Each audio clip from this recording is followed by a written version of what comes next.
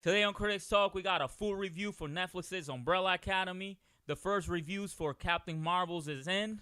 And Hulkamania is going to run wild on Netflix, brother. Stay tuned.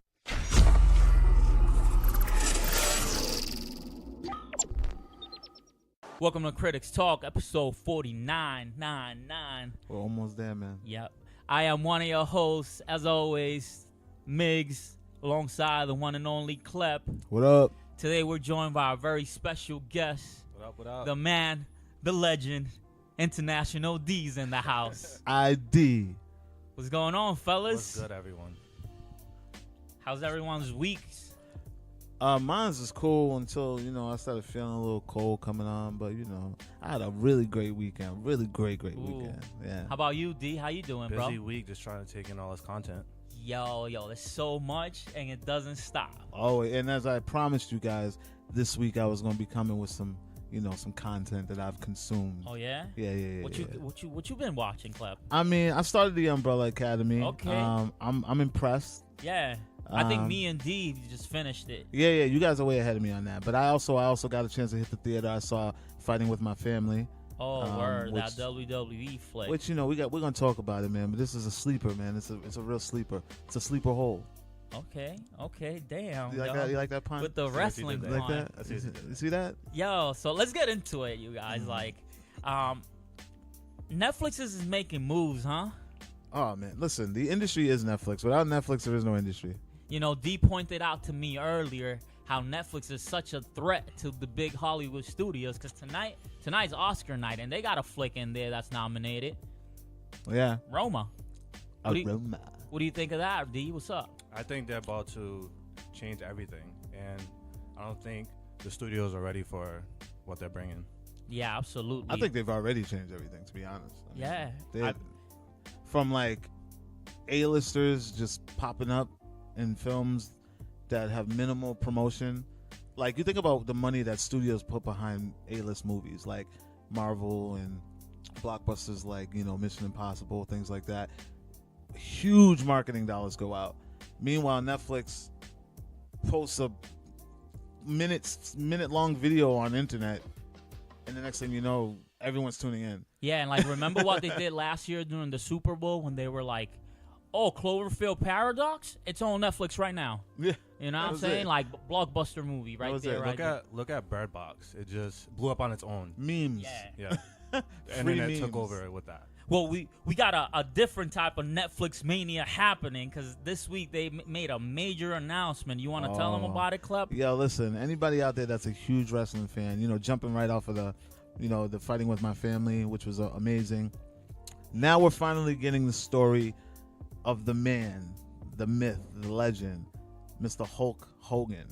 Terry Gene Bollea. Yeah, I just call him Terry these days, bro. I'm not fucking with Hulk Hogan these days. Oh, because he's out there dropping N-bombs? Bro, he's too much, bro. When your idols let you down that way, I just move away.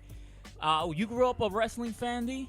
Yeah, a little bit after the Hogan era, though. Yeah, but you knew of Hogan, Of course, he's a legend. Did you drink your milk and take your vitamins, say your prayers, brother?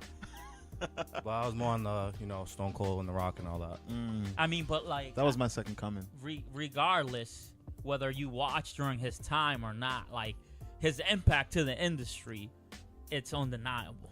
You have to give the man the respect. I mean, he literally was the Michael Jordan of this thing. I mean, he's still somewhere doing his thing too when it comes to wrestling. He might be in a convention.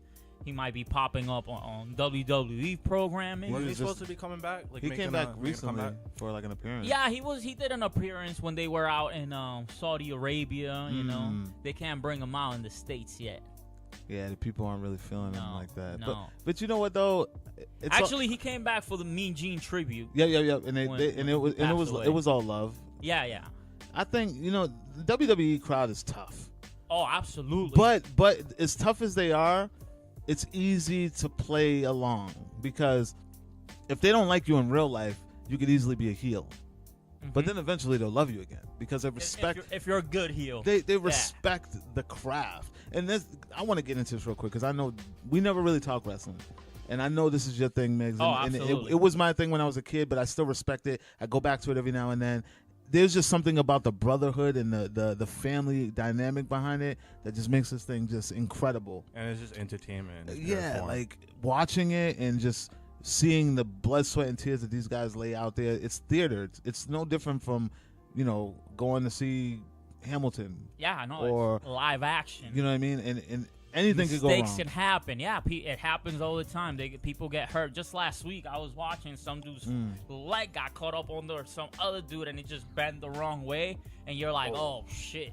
I was watching some old interviews the other day, and I came across an old Bill Maher interview. Okay. With Roddy Piper. Yeah. The Brain. Okay. Bobby Heenan. R.I.P. And Sting. And they fucking gave it to him, dude. He was being such a big dick. And Roddy Piper, he called the shit fake, and Roddy Piper literally pulled his pants down in the studio, live on television. He about to slap him with his dick. And showed him a bruise on his ass. Yo. People lost their lives, right? Yeah, man. They got to give it its respect. It's been a very long time, and anyone that doesn't understand, you don't got to like this shit, but this shit ain't something you can just walk in the ring and do on a day-to-day basis. And these guys are traveling. How many shows they have a week? Oh, they have 3 shows a week. Actually, no, I take that back. They have 4 shows a week. There's the TV shows, and then there's the live and events. You know what I mean? Those aren't televised. This is like football, all week without an off season. Yeah. But let's talk about this Hogan flick. Let's talk about the cast, the producing team. What's going on behind the scenes? Why is this happening now? I've heard Mr. Todd Phillips, fresh off the Joker film, is teaming up with Thor himself, Chris Hemsworth. What do you guys think of this casting? Do you think he could portray a Terry Bollea? He's got the height. He definitely has the height. I think he's a little too bulky to play young Hogan, because Hogan wasn't bulky in the beginning. Till after the steroids. I said it. I don't know if he could pull off his antics, though. The Hogan antics. That's my biggest question. That's where we're going to see the acting come out. Is he going to be able to drop that leg drop? Oh, that's going to be epic. That has to be epic. That's going down. We've seen it, we've seen it with the Hulk. It's going down. I think he's going to be tired of wearing. I think he has the looks post the blonde wigs by the time this is all over. Is he going for that ball spot? Yo, I'm gonna tear him up this whole segment. Well, bro. In the beginning he didn't have the ball spot, but I think he's got the physicality behind Hogan's look. I think he can pull it off, but I don't know about the voice. I don't know about the brother. You know what I mean? We gotta see that. Is he American? He's Australian. He's Australian. I think that's what'll make it more crazy. Yeah. But they're over here killing the game. You don't even have to be from America to. What you think of Todd Phillips jumping into this project though? Like I said, he's fresh off the Joker film with Joaquin Phoenix. We know him from the Hangover, War Dogs. You know what I'm saying? He makes dark comedies for the most part. How do you think he's gonna portray this movie? I think it's gonna be a serious tone with a little underlining comedy behind it. Yeah, you're right. He's done a lot of more serious comedies. And what I mean by serious comedies is there's a sense of realism to it. It's not so slapstick. No. It's more dialogue than anything, which is the kind of comedies I like. He did Due Date. Yeah. Old School. Yo, I just got an idea. Imagine if Robert Downey plays Vince in the movie, bro. Oh, that'd be incredible. Imagine Robert Downey played anyone. Yeah, pretty much. He could be anyone. I could see Zach. How you say his last name? Duggan. All day, either Jim Duggan or even Hillbilly Jim. Who's gonna play Macho Man though? Because Hulkster and Macho Man was two peas in a pod. You know what I'm saying? Yeah. During that era of rockin' wrestling, when it was the cartoons Rockin' and stuff. wrestling. Yeah, bro. I think Macho Man should play Macho Man. Macho Man's gone. R.I.P. bro. Yeah, he's gone. He's gone. Let's get another Avenger in there. Who would you put in there, D? Sebastian maybe? Could do Macho Man. I don't know if anyone could do Macho Man. Chris Evans? Other than himself. Chris Evans. Yeah, bro. Why not? Oh, he went crazy the minute the news hit. Chris Evans was tweeting crazy about it. Oh man. Hey man, we all grew up watching wrestling, man. Dude, you brought out rock and wrestling. That brought back memories. Yeah. Man. Yeah. So this movie's also being produced by the one and only Bradley Cooper, who was in talks of portraying Vincent in a Vince biopic. Which would that would be kind of dope. I think he could pull that off. I think he could pull that off easily. Yeah, I'm gonna pitch something real quick. Imagine if this turns out into like a WWE universe on Netflix, where like we get a Hulk Hogan biopic, we get a Vince biopic, Stone Cold. Like we get like Macho Man, and then next thing you know, you get like all the Avengers together. You know what I mean? Into like a bigger The Rock and Wrestling. Yeah, like the WrestleMania story or something. They'll call it Rock and Wrestling. Yo, it'd be dope. Though, Assemble. For real. Nah, that'd be cool. I would like to see like the Generation X and all that, and yo, they're getting inducted in the Hall of Fame this year. They're getting inducted. That'd be dope. Yeah, universe thing. That would be cool. I would like to see like a story behind like Bobby Heenan. Yeah, man, that guy's a legend. Yeah, the managers, even Jimmy Hart, like those guys, like they play a huge part in this whole like wrestling universe. So I like to see that. Or even Undertaker. I'm a little curious about like what lane the movie's really gonna pick. If it's gonna pick like, you know, the augmented stories told in the ring and told like on camera for the wrestling characters, or is it really gonna go into, you know, Terry the Man, you know, and all his faults, because he has a lot, and a lot of those has come into light in the last few years. That's why we haven't really been messing with him over on the mainstream. Yeah, I miss the Hogan show though. The Yeah. reality show. I like that a And lot. Brooke, Nick. I like it before Brooke You know, went Dolo. Nick killed the guy, right? Yeah, and then after that, the show kind of went downhill. Yeah. I mean, but I hated the Brooke show. I thought that was the worst. I think we hated the Brooke music. That's why I hated the show. I hated the show because it was focused on the Brooke music. But I think seeing these guys in their inner demons, kind of like a Ray Charles, Yeah. it makes them, you know, relatable. Yeah, I mean, biopics is very popular these days, aren't they? Yeah, they got the Wu-Tang one coming. Got Wu-Tang, you know, just tonight, the Freddie Mercury story, Bohemian Rhapsody, is getting, it's nominated for the Oscars, man. Nah. Yeah? You watched it. Have you watched it? I Dave? watched it. Are you curious about it? I was curious. Yeah? Yeah. Are you a Queen fan at all? I am. Yeah. I'm a Queen fan, and that's why I'm like, about the movie. Because Did if not it do it wasn't justice? for the music, the movie would be shit. Mm. Like literally, the music makes the movie. Yo, let's get into another biopic that we just got a trailer for this week. We're talking about Rocket Man, the one and only Sir Elton John. That's right, because that dude's a knight. I don't know if you knew that. Sir Elton. Yo, imagine if, like, for some odd reason, all the guns stop working and the queen needs to call on her knights. Are they already don't have guns in the Sir UK Ian McKellen. We're gonna get Sir Elton John. Are they gonna stop what they're doing? Sir Paul McCarthy. Like, yo, this is who's gonna defend the queen these days. Nice like, little round table. Yeah, that's them these days, huh? That's crazy. Sir Patrick Stewart. So hold up, does that come with an obligation? Yo, yeah, bro. You got a sword. It's just a cosign. It's a You cosign from sure? the There's no queen. obligation. There's like, is that like joining like the military? It's Bro, a cosign. That's it. you I get mean, a sword. you can't come to America and they're like, we grant you, you know, codes. Yeah, It's like getting the key to the city. bro, that's bigger than that. Like it's like getting a doctorate, but better, because like a doctorate you have to earn. This is like, Can you put that on Honorary your doctorate. Can you put that on your license?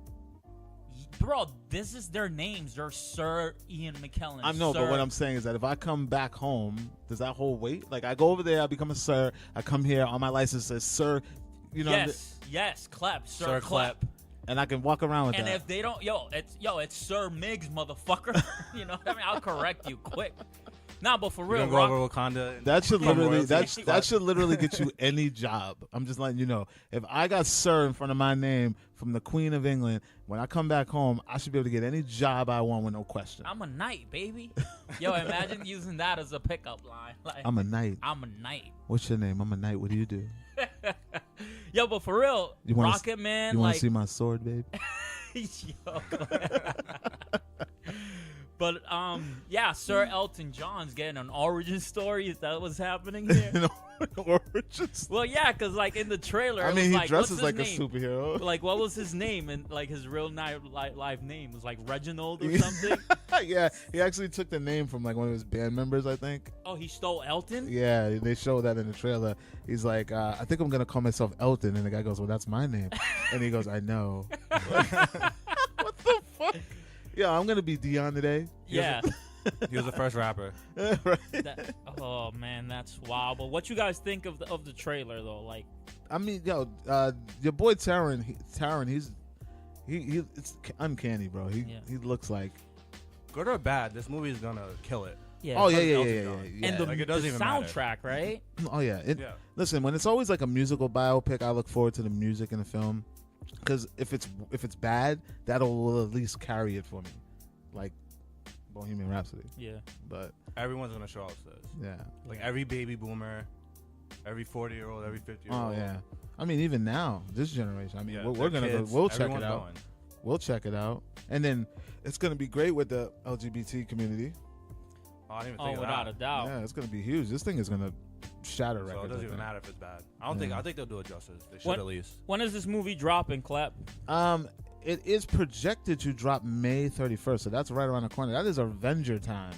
Yeah, bro. They're competing with the Avengers. Well, no, because Avengers is in April, so this is a month later. All right.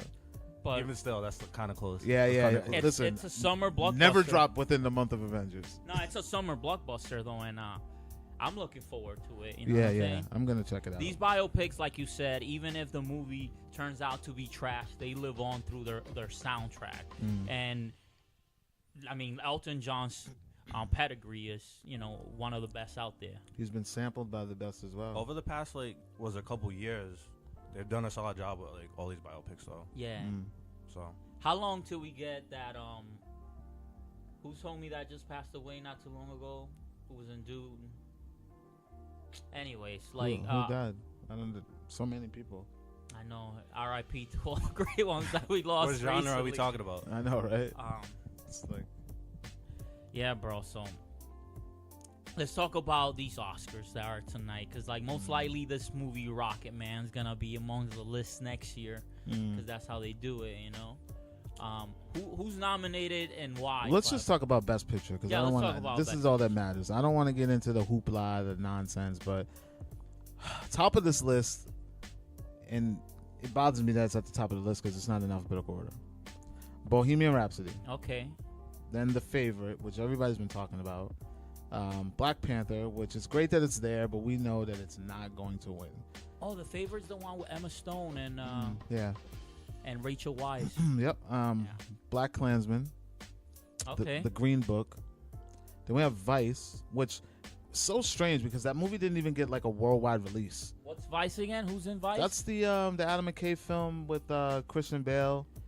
Damn, son. Adam McKay getting it like that these days? I'm just saying, it's a true story. It's about Is it the like an artistic approach? You know they always throw in that artistic movie. no. Vice is the bio story of that politician. Oh yeah. I know you're talking about with Jesus, Dick Cheney. Dick Cheney. Yeah. So Damn, Adam McKay, bro, from Ron Burgundy I'm to just the saying. Oscars. Telling you, man, biopics. So clearly. But what I'm saying is that it didn't even get a worldwide release. We didn't even get it in our city. How about that? That's wild. You know what I mean? And it's, I don't understand. We just the Academy just picks movies that they feel like. It's like it didn't even matter if anyone It's a saw it. politic behind it. Like why? See you it? probably- No, but they it's probably not. got strong armed into putting it there. Yeah, I Yeah. mean, think about hey, I'm not knocking it, but Black Panther as a film, it's all right. Yeah, I'm it's with you. Not like I'm with you. It's not Oscar worthy, but it's up there for Best Picture. It should be up there because it outsold every single one of these movies together. But that's not what art is like subjective. So like it's weird to give a piece of art a trophy, because like who was giving it and why? You know what I'm Aside saying? from But, Infinity bro- War, I think it had probably the best story in a Marvel film. Oh yeah, without a doubt. But bro, when you can make $1 billion, that speaks for itself. Yeah, that's a special category. Like, $1 billion. None of these movies touched $1 billion. All right, let's move on. What else? We got A Star Is Born there. Which honestly is my pick to win, other Yo. than Green Book. I bet you Klep cried in this movie. I'm just saying it's a good movie, and you know why it's a dope. Did you special? cry, though? No, I didn't cry. But you know why it's special? I don't believe you. You know why it's special? It's special because Bradley Cooper directed it. and no one's talking about that. Everyone's talking about Lady Gaga and the performance and the singing. This guy directed it, and he sang aside Lady Gaga. And he got that performance out of her, which is not like a very experienced actress. She brought him on stage in one of her shows, and he did a song with her. Yo, good for The him. crowd Is went he about to nuts. drop an album? Well, she won a Grammy for one of the songs, so I think Cooper's got a Grammy under his belt at this point. Yo, that's wild. Son. So I mean, And listen. I need that Cooper heat. Yo, Album. Tell Streaming Wade get on that. Critics Music, we need that Cooper heat. And then there's the Netflix phenomenon Roma, which is huge to say that it's even in the category for Best Picture. yeah, black and white, super depressing. It has a chance. Like that's One of what they look those for. artistic films, man. They're sneaky. Yeah, man. But we think, well, I think Spike Lee's taking it for Black Klansman. That's the rumor around town. That's Klep? the rumor. I know you be connected, son. That's the rumor. Yo, He on the deserves low, like y'all probably won't believe me, but Klep's like 6 degrees away from all these people. I'm just saying it's the rumor. You know? So, like, by the time you guys hear this, it'll already be over. But just remember that, when you hear the prediction, it came from myself. Yeah, Lots of critics I talk. think here's what I think is going to happen. I think that Black Klansman is going to get Best Picture, and I think that Malik is going to get Best Actor. How about Vigo or Mashallah? Like, do they not stand a chance? I bro? think 'Cause Green Mahershala Book- will get supporting. Mahershala, damn, bro, I butchered Didn't this his movie name. get a lot of like backlash? No, Green Book? no, it didn't really. Not really, because I think Mahershala won supporting at the Golden Globes. Yeah, man, and like remember a few years ago he had that other flick, the one he portrayed that the gay. Moonlight. Moonlight. No, but he yeah, wasn't bro. portraying. He was just in it. Yeah, he was just in it. But he was like played he was the like a mentor. character at He was one like a point, mentor. no? I really hated that movie too. Did you? I didn't think it deserved to win Best Picture. Yeah. Hey, like I said, it's weird to give a piece of art, an award, a trophy, because it's subjective. It bro. touched on What you stuff. like. It touched on stuff that people don't talk about though, so I get it. Not really, man. I mean, I don't know. Maybe we just come from a broad place where you see this kind of stuff. Yeah. You know what I mean? To me, it didn't break barriers. I Mm-hmm. mean, you've never seen it before in a film. Like, I've never seen like African American gay love in a film before, so commercialized. And they really didn't even get into it though. That's kind of the Yeah, crazy thing. and it was, you know what, for me, it wasn't that it was a bad story. It was just that it was everywhere. Like, the way it was edited together, like, was just really strange. And I feel like the casting could have been a lot stronger because the kids growing up didn't look like they did when they were older. So Yeah. you're like, are these different people or are these the same people?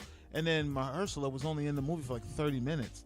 So they used him to sell this, and he just disappears. I think it's just In the movie, and then bam, he's gone. I think it resonated with a lot of people. Like, if you're gay, or if you just feel alienated in your community, like. Yeah, I mean, kudos for what they were trying to do, but for me, as a film, I wasn't impressed as a film. You know what I mean? Well, listen, like Klep said, you guys will know all the results before you hear this. So, hey, best of luck to them. You know what I'm saying? Let's talk about Fighting with My Family, Klep. I know you had a chance. You were disappointed that I didn't go and watch this early preview because, man, Stephen Merchant was in the house, the director and writer of the film, man. Yeah. Like, now I'm kicking myself in the ass because I'm a big fan of his. But you got a chance to see the movie in theaters, Klep. I did. What you think, man? I thought it was a great story. I thought that it had a lot of heart, and it told me things that I didn't know. And that's what I look for when I go into a film. And I already have a huge respect for this industry. Yeah. So just to kind of see behind the scenes in film form, like, they took care of this. It wasn't no bullshit. Like, a lot of people aren't taking it seriously because it's I can compare this to the movie The Wrestler. Whoa. I can compare it to Whoa. that. Like, it's a little more commercialized because The Wrestler feels a little grittier and raw. Yeah. So what But- is the tone of this movie? It's similar to The Wrestler with a little bit of lighthearted humor. Okay. Family shit. You're gonna laugh a lot, Yeah. but you're also gonna feel what's going on. Dion, have you had a chance to look at the trailer for this? I've seen it, and one of the Klep could probably like touch on this. The point where she gets picked up by the WWF, and her brother's also trying out, correct? Mm-hmm. And he doesn't. Mm-hmm. So that's probably That's a huge dynamic in the movie, but it's like I said, they take care of it. You know, like you feel every moment, even when she gets that call, when she doesn't even know. You know what I mean? Like it's just very, very powerful. It's a good uplifting story, especially for females, young girls watching this. They'll eat this up. It's a really good, solid storyline, and you have you'll get a little respect for the industry. If you can get past and understand what wrestling is today, you will look at this with a different light, and you will say, "Oh, it's a cool story." And let's say if you're not familiar with it, does it gives you like a lot of the background of what wrestling is? Kind of, because there are people in this movie that you may relate to who know nothing about it, who don't understand it, who don't get why this is such a huge thing to her and her brother. Isn't there a scene with that with like the family? Yeah. So and then there's that scene where you will relate when people are ignorant and just like, what is that? And you're like, what do you mean, what is that? Do they show like a highlight of like the greatest of all time? They do. Everything. They do. Anything that you could think is in this film. And tell us about any cameos. There's a major cameo that's in the trailer that everybody already knows. You know, we got The Rock, who plays a part in this whole journey. You will see a lot of your favorite wrestlers in this movie. That's dope. But doing what they do. All right, so let me put you on the spot real quick. If you have to rate this movie real quick, how many X's? I'm gonna give this a 3. Solid 3. Solid 3. Solid 3. Happy very watchable because it's put together very well. It's not as campy as people think it's gonna be, and I think everyone should give it a chance. How's the rest of the cast? Because I see Nick Frost is in there, Lena Headey playing, father, mother. Stephen Merchant even's in a few scenes. Like Nick Frost and Lena, they carry the film outside of the daughter and the son. A lot of the humor comes from them. But other than that, it's one of those movies that you could tell the budget wasn't big, but they worked with what they had very, very, very well. This movie will do well.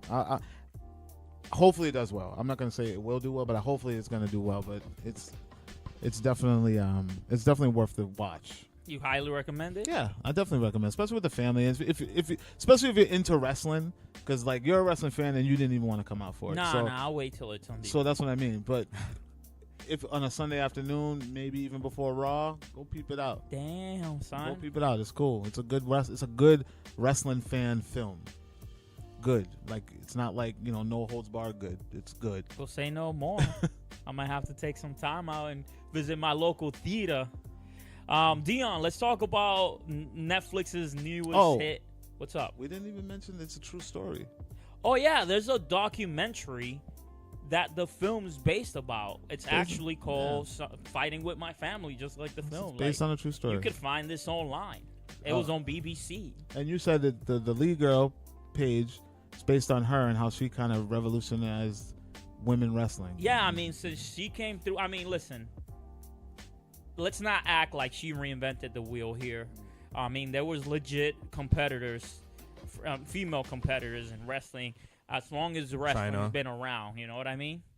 Like, even like in the 40s, the 50s, you know what I mean? Like, this ain't nothing new, but the fact is, like, the way WWE portrayed women wrestlers during like the 80s, 90s for the most part was like very subpar, unfair, and sexist. And when Paige came through, it was like, no, she's from a wrestling family and she could wrestle just as good or better than the guys. When you say China kind of pioneered that, though? Absolutely, but the thing is, like, she was one of few. Yeah. After Paige came through, like, it was the door got kicked off, and like we got stars now, like my favorite wrestler right now, Sasha Banks, her friend Bayley, Charlotte Flair, Becky Lynch was like on her way to main event WrestleMania with Ronda Rousey. You know what I mean? Like these are ladies who like wrestle for real, and it's not like powder puff and not all. Like over sexualized and all that. That's not. I mean, listen. At the end of the day, they're good looking women, and that can never be avoided. You know what I mean? Mm-hmm. But their moves, like what they do in the ring, they have a particular set of skills. Bro, it's just as good. You know, like they could have a 5-star match just like any other dude. You know what I'm saying? And like that's what Paige did. You know, she came through. She broke that mold of like having fitness models become wrestlers. You know what I'm there's saying? a lot of Migz, there's a lot WWF historian. that's why I'm surprised the guy didn't go see this movie. Shit. And then there's a lot of like controversy between like the females and that aspect as far as models versus real wrestlers, quote unquote. So that's why I enjoyed it. All right, let's move on, fellas. D, you and I had the chance to watch Netflix's latest hit, The Umbrella Academy. Umbrella Academy. Let's get into it. Yeah, what did you think, man? Like, can you give me a quick premise of what the series actually is? So it's about this big. There's so much to touch on. So it's about it starts with these women that just like mysteriously get pregnant in like 2 seconds. Yeah, that was weird. And they just birth kids, and it was about 43 of them. Yeah. And it was just a Jesus moment, I guess. I don't know what to call it. Yeah. Did they even explain that? No, I mean, it's just kind of like these ladies were not pregnant at the beginning of the day, and by night they had a baby. It's like, whoa. So then you have this billionaire who just sees Eccentric. this eccentric billionaire who sees this go down. And he's like, these kids are special. Yeah. How much for the baby? Exactly. And he goes and tries to buy children. He straight up does. He gets 7 of them. Adopt them. Adopt and it. quote. But he purchased them. Yeah, he straight So up. he purchases 7 kids, and they all have. It sounds so much worse. No, it is that bad though. Like this is facts. This is based on a Dark Horse comic. Klep. Yeah. Continue, D. So they all have special abilities, and he basically trains them, and he has a lot of resources, and he's like, it's basically kind of like the X-Men. Yeah. Like a twist on the X-Men. Like that's what the inspiration's behind. It's different though. He's not really nurturing at all. No, not at all. He's like, these kids are gonna be special. Something's gonna go down. They'll even go into how he like foresees stuff. No, they don't fully explain. Although when they go into his origin story, there's a lot to his character that doesn't get touched. He sees stuff that other people don't see, and he's going to use these kids to save the world, essentially. Yeah, I mean, at the end of the day, it's really a family show. You know what I'm saying? Like, it's a dysfunctional family, and how all these siblings, you know, all orphans, really that grew up under this really strange household, interact with each other, and how they grew up, and you know their shortcomings and their successes as adults. Would you say that's a fair description? Yeah. Now, I know you reviewed this for us, this series. Like, what did you rate it? How many I gave it 3.5 because there's a lot of. It's good. Yes. There's a lot of weird stuff. They don't really and so like a lot of stuff that's weird they don't really explain. Yes. So that kind of bothered me, but it's solid. Like a lot of the individual stories are great. The overall story is great. The dynamics, the dysfunctional family, and then like tapping into like if you don't have like a nurturing household, like how that affects you as an adult. Yeah, absolutely. Yeah, all that trauma. So there's a lot of compelling storylines. Yeah. I noticed, like, because like I started it, I didn't really get in depth as you guys did, but I noticed like there was a lot of family conflicts, even from the moment Ellen Page walks in the door, they're like, you know what you did. Yeah. I guess she wrote a book or something that exposed their family, but yeah, there's just conflict throughout from what I saw. You know what I mean? Just nonstop conflict, and it's not unlike regular families. You know, It's very relatable. Yeah. It's very relatable. Extremely relatable. Mm-hmm. And by the way, you mentioned Ellen Page. Whoa, she was amazing in this. She's amazing. Will you agree, D? I agree. Yeah. Miss Hard Candy. Yeah, man, Juno herself. But would you like to see more of the Umbrella Academy? I'm so invested now. I want to see the story go on and, you know, see some of the stuff that I had questions about answered. Yeah, they've yet to renew it, but the fact that they did away with all these Marvel shows leads me to believe that they're trying to pick up superhero content in other ways. You know what I'm saying? The show is very hyped. It's getting a lot of, I'm seeing online, at least in my network, like a lot of people liking this. So if that's carried on throughout, rest of Netflix users, yes, I can see them picking up again. Yeah. Favorite character so far, Klep? The kid who goes through thing. Number 5. That's my favorite number too. Ironically. Yeah. Yeah, I love that kid. How about you, D? I would say Klaus. He's hilarious. Klaus. Yeah. He has his storyline's great one, and he's just like the comic relief, and it's hilarious. And I think he'll connect with the LGBT community. Yeah. But he'll connect with anybody, you know. But like, yeah. Is that the one that was wearing the dress? Yeah. Oh yeah, he's funny. He's hilarious. Yeah, he's and funny. He was definitely needed. He made the show, in my opinion. Yeah, his powers are very heavy, very dark. You know what I mean? Especially when you see him as a kid trying to deal with those powers. And that's really important. That goes into like his motivation and why he acts the way he acts and moves the way he moves. Yeah. And there's still a lot of questions in the show, which manages to answer through too. You know, like it's not like Lost that just keeps feeding you questions and never answering stuff. Like it moves at a good pace. It's highly bingeable. I know when I started, it was like, holy crap, I'm almost halfway done. You know what I'm saying? Mm-hmm. And then let's not forget about the cameo. Well, from. Oh, okay, yeah, and that's Miss Mary J. Blige. It was a little more than a cameo. No, she's a large supporting role in this show. Miss Mary J. Blige. Mary J. Blige plays one of their antagonists.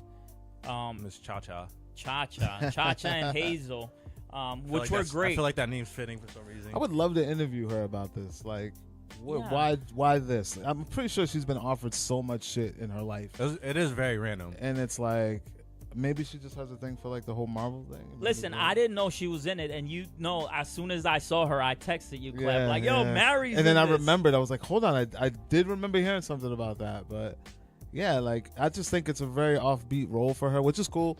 But I wonder why now. It's solid though. Yeah. No, she is. She's not bad. She's not good. She's not a focal point, so it doesn't really matter. But it took me out of the story seeing her, because like I know her as Mary J. Blige, you know, R&B queen. You know, like I could never not see her that way. I wanted to hear Real Love one time. Just hit Just it. one hit the time. note real quick, Mary. Yeah.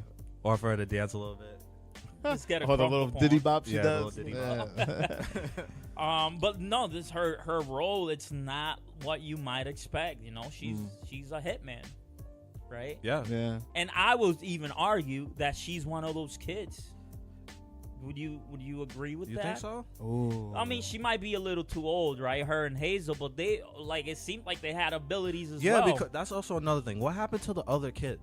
Well, I mean, they're out there. I think they're gonna be. I villains. think some of them are out there, and I think some of them might be, you know, Hazel and Cha-Cha. Yeah. And I also think that a lot of them were pushed away by the women that had them, and maybe some didn't survive. You know what I'm saying? So, because like this dude got all the means, right? I'm talking about Reginald, the father, right? With the monocle, they call him in the comics. Yeah. The monocle.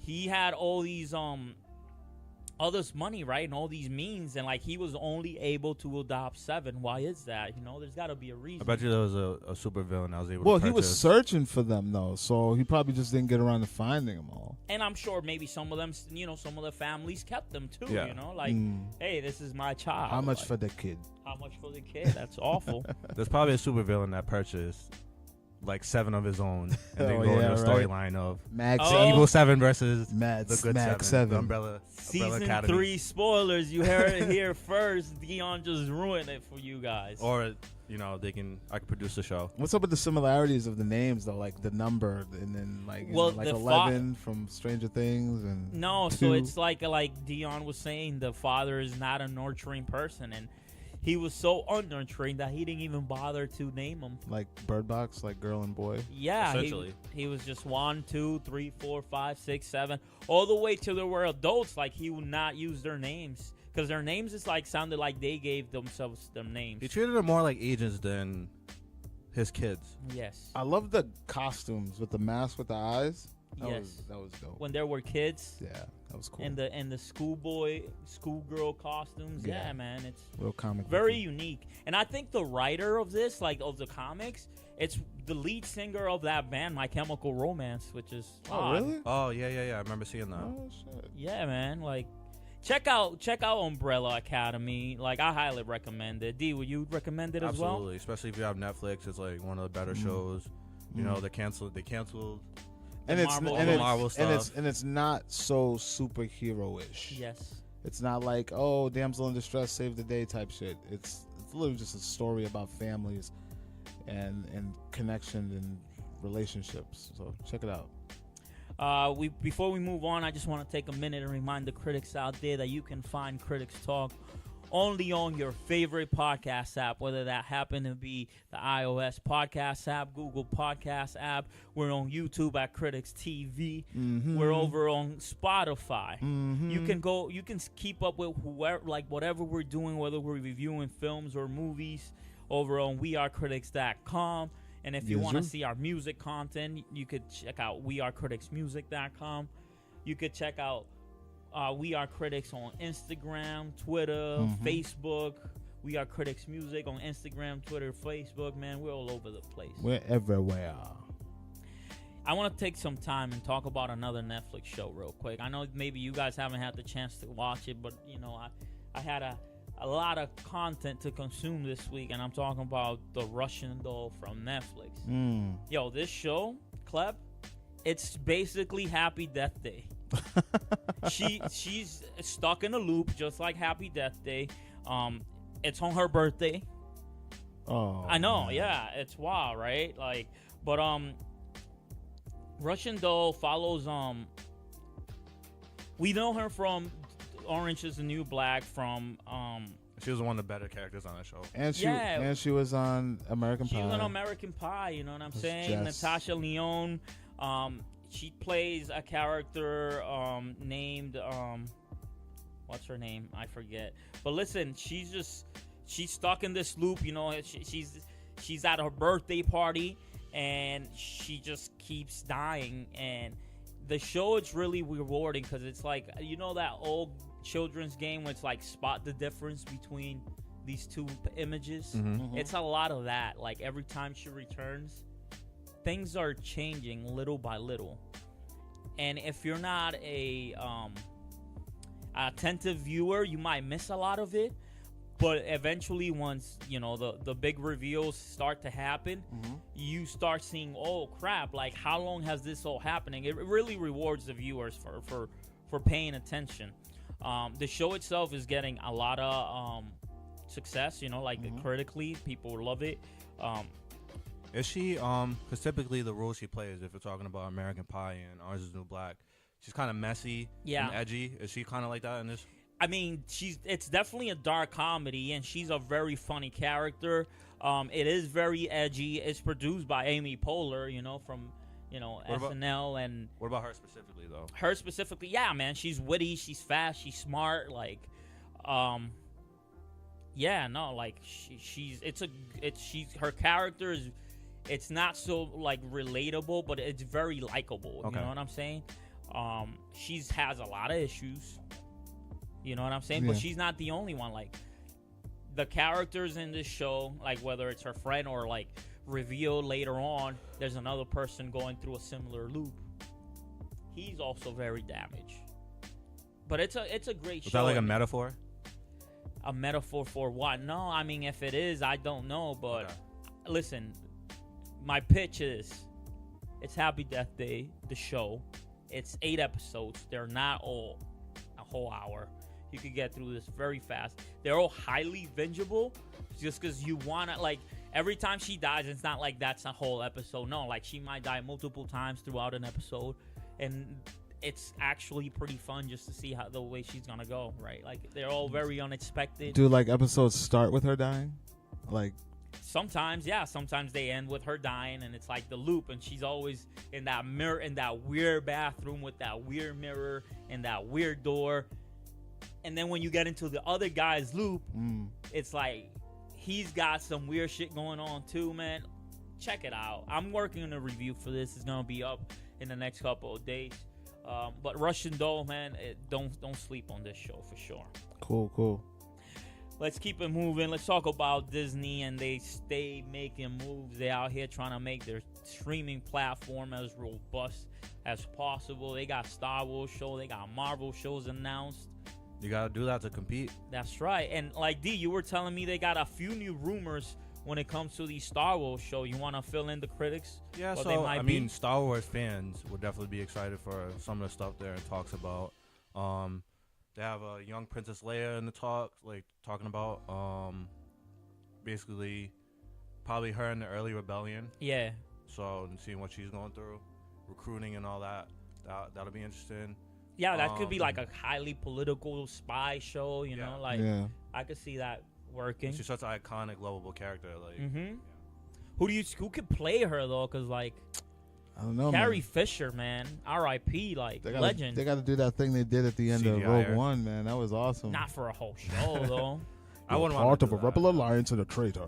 What other shows is it like? What other shows? They have one on Cassian from Rogue One. Okay, yeah, Diego Luna. I believe we touched on previous episode. Yeah, and Rogue One's probably my favorite Star Wars movie. It's a very good. It is good. Yeah, very good. Shout out Gary Whitta for writing it. And he was a great character, and he was like very complex. Not your typical hero. Yeah. I wouldn't even call him a hero. Yeah. No, this you want to call him a hero? A little bit anti. He's not an anti-hero. He had heroic moments, but like he was an assassin, bro. Yeah. For the rebellion, so it's like the good guys, but he's still out here making tough choices. You know what I'm saying? So I'm excited for that, and then what else? Captain Phasma, you said? Captain Phasma, which is huge because she's really popular and people wanted to see her more. Yeah. And they really didn't get into her, and I think that's, they dropped the ball in the movies. Yes. But this can fill that void. So I think that's good. And with Game of Thrones ending soon, like the actress is gonna be free and clear to do whatever she wants. You know what I'm saying? And the latest Star Wars just finished wrapping, right? Episode 9. So she's gonna be free to do whatever she wants. Yeah. Oh, and then the Knights of Ren. Knights of Ren, which they didn't show them in the past 2 films. And yeah, they got no shine. I don't think they're gonna get any shine in the next one. I don't see how they would tie them in. They could, but they dropped the ball. They should have been highlighted at least a little bit. Yeah. In the previous 2 films. You think Adam Driver will come back for something like this? Let the past be the past. In the show? Yeah, I mean, he is Kylo Ren, so if they have a Knights of Ren show, he needs to make a few appearances. It might be like a hologram or something, but I don't think he's going to be in the show. Let the past be the past. Or maybe they could, like you said, be a hologram, and he's like in the full costume. He doesn't show his face. It doesn't even need to be that's all I Adam can see. Driver. That's all I can see happening. Yeah. Now, you think... You also mentioned to me that a Dark Bane show might happen. Yeah, break down who's Dark Bane is. So Darth Bane was, I think, like Old Republic era. Yeah. And he's the one that made the Ruler 2. And that's basically like there can only be 2 Sith Masters at a time. That's why you had, Palpatine and Darth Vader. The Master and the Apprentice. Yeah, the Master and Apprentice. They set up that whole dynamic, and that's because there was a lot of infighting.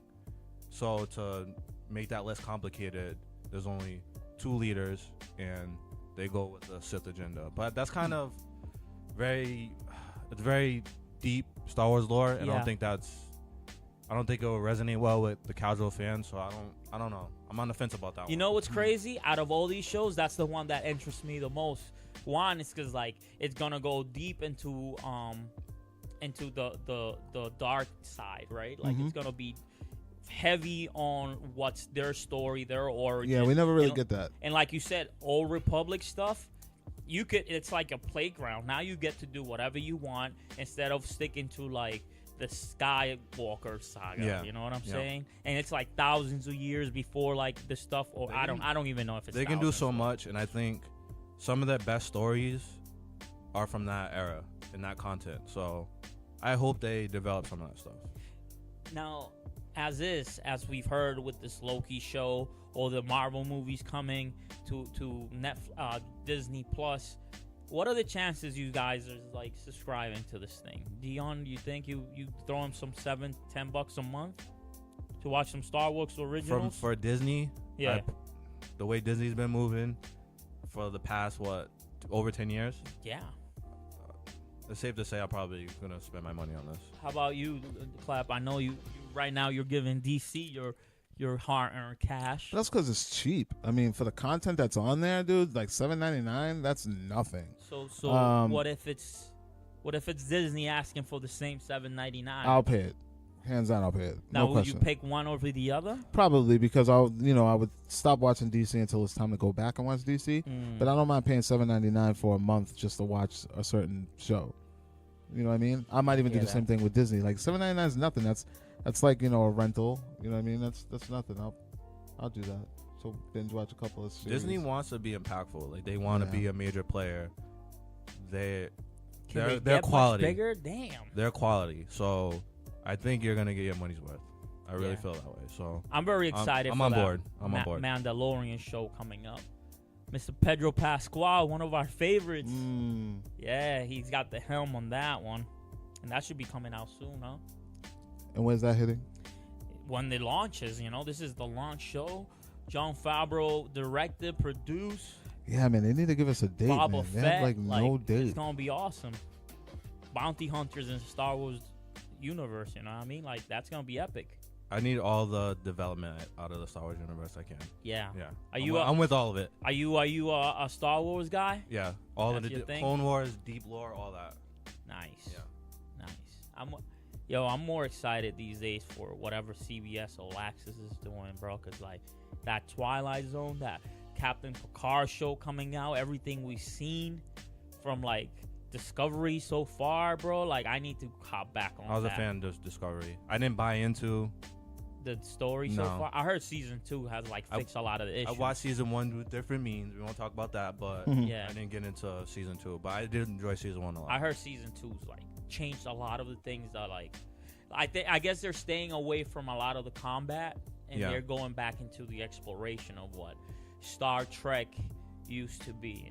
Hey, I'm a Trekkie, bro. And that's the issue with all these streaming services. Like CBS doesn't quite have enough content for me to buy into that. No, but Disney I think will. Yeah. So if some of these companies want to play this game, they got to come with it. Yeah.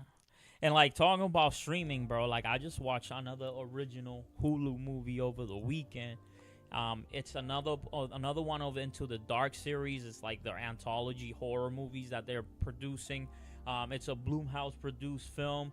Like I was telling Klep a few episodes ago, they dropped a new theme holiday-based movie. This time around, it was a Christmas movie. It was called Puka. Puka, yeah, it was a horror movie. What the hell does that mean? The Puka is just the name. Actually, imagine the way this pitch went down. A puka is a mythical creature from like Scandinavia or something. It's actually a bunny that like sometimes it like reacts good, sometimes it reacts evil. So it has a lot to do with the puka itself from the film. I mean, Puka is actually the hottest kid's toy, who this actor is chosen to portray.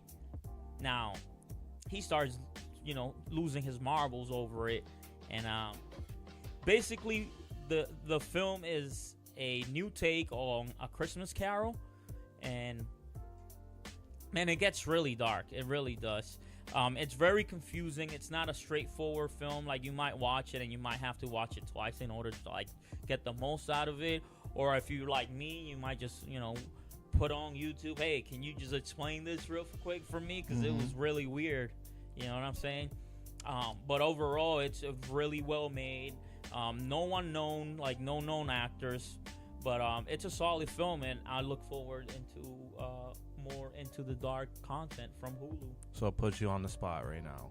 What would you rate it? I would give it a 3. A 3? A 3. Yeah, it's watchable. I mean, it's not the greatest thing. So if you're at home on a crappy night, the weather's not good.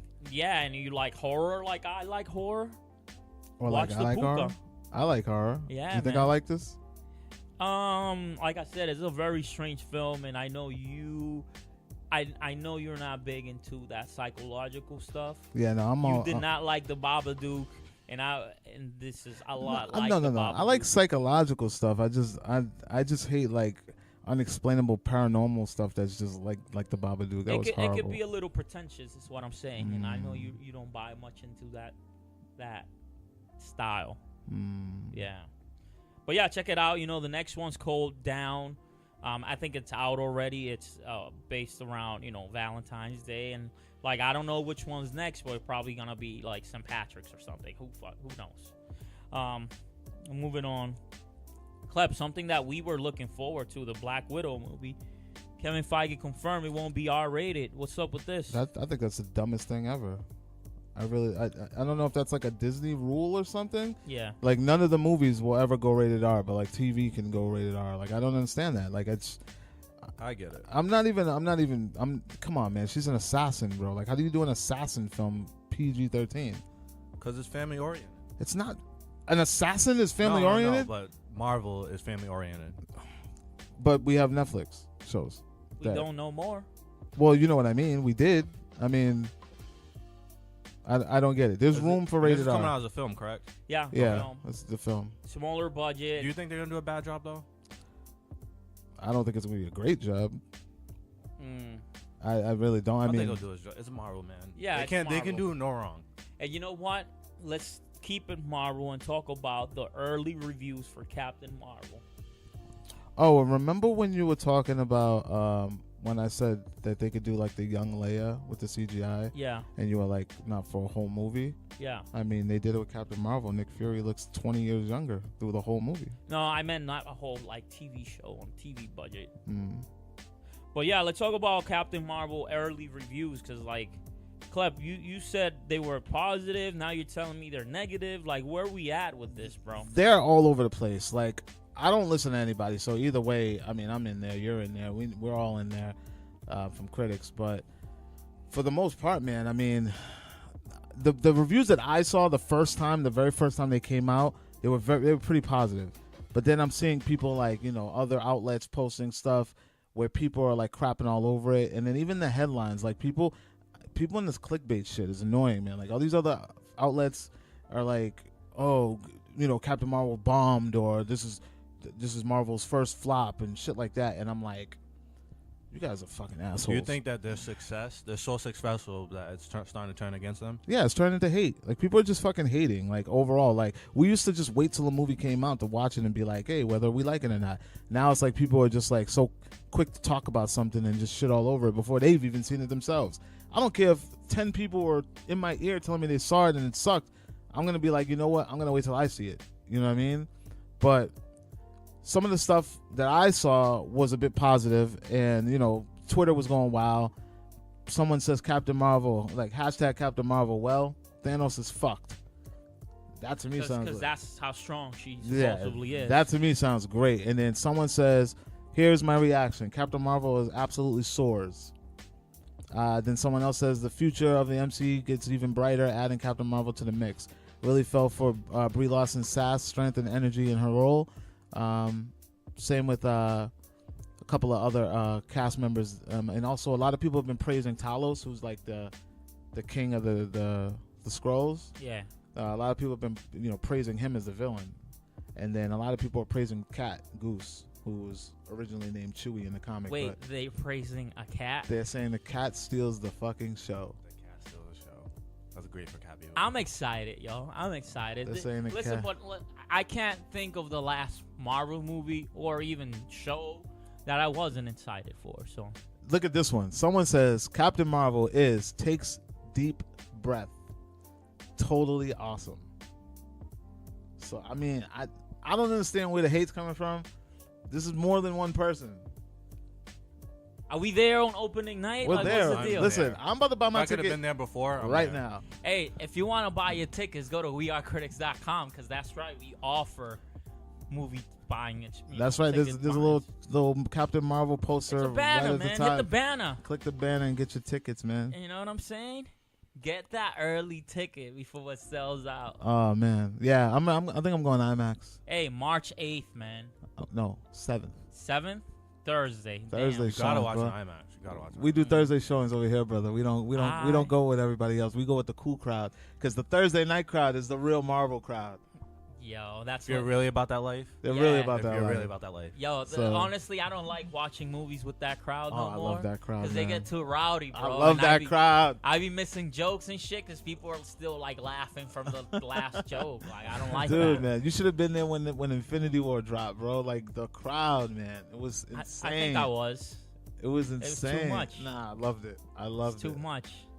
Yo, before we go, I just want to mention a few sequels in the works. John Krasinski. That's right, Jim from The Office. Who just got Funko'd, by the way. Yeah. Shout out to Funko for finally getting The Office, up there. But he's working on the sequel for A Quiet Place. If you didn't know, he actually wrote and directed the A Quiet Place. Yeah, and hopefully they don't get ripped off with Bird Box 2. For reals. But 2020 is the set date. That's what they're aiming for, even though these things are subject to change. Did you guys watch A Quiet Place? I did. I liked it. Dion, you watch A I Quiet have not Place? checked it out yet. It's a good movie. It's good. I It's enjoyed It's it. on the list. It's on the list. very awkward to watch in the theater. I'll tell you that much. Yes, it was a But weird it was movie. good. It's watching it. And it's one of those movies where you have to sit in front of television and watch it because there's no sound, so you don't know what you're missing. Yeah, you gotta watch. You All can't right. just do other things.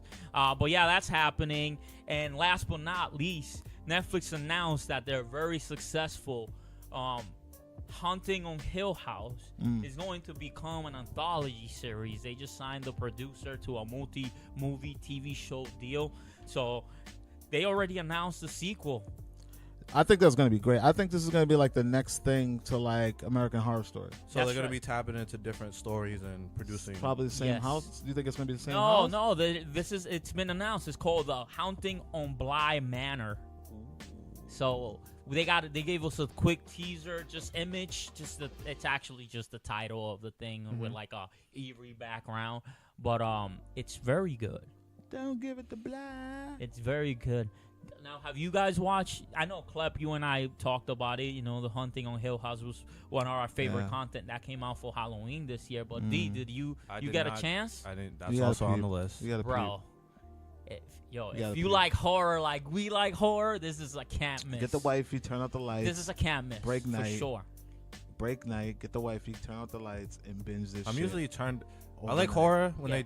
horror's really good when they do a good job. Yeah. But when it's bad, it's bad. It's really bad. So it takes me. I probably have to hear from multiple people like you need to check this Yeah, out. no, And this then one you need. I'm sold. I'm sold. Because, like I said, like it's very psychological, and it's like it's not obvious in your face horror. No, it's It's slow not burn. like jump scares. It's like literally there's gonna be some shit where two people are arguing or going at it, and then if you just really look in the background, you're gonna see a motherfucking spirit just standing chilling, there. and he's not Standing even. there. He's not Like, even the focus. Like he's just. They're not talking about it. They're not afraid of it. This is a regular scene going on, and then you guys ever remember? Let's talk about this. You guys remember Talk about that little?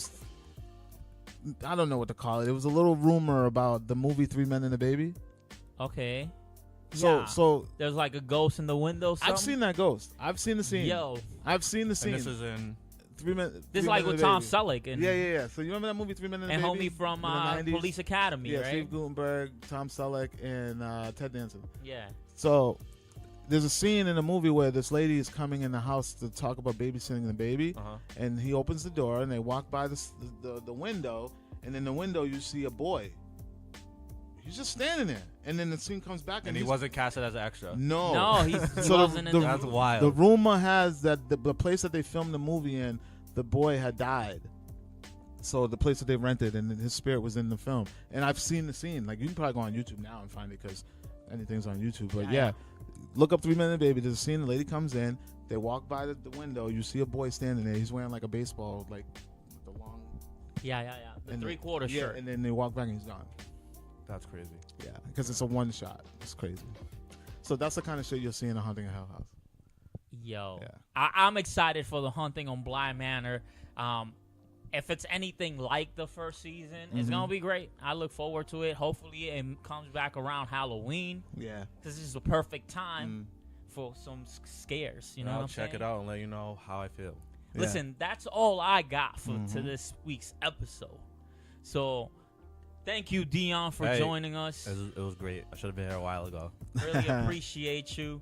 Klep, you want to leave the critics with a little something? Yeah, man. I want to get everybody pumped for next week because it's going to be our 50 number 50th. 50th episode, and we might do something a little special for you guys. We don't know yet, but stay tuned for that. And as always, CritiX Talk, we out, and I want to make sure you guys wake up, be passionate, create, and repeat. CritiX Talk, we out. Peace.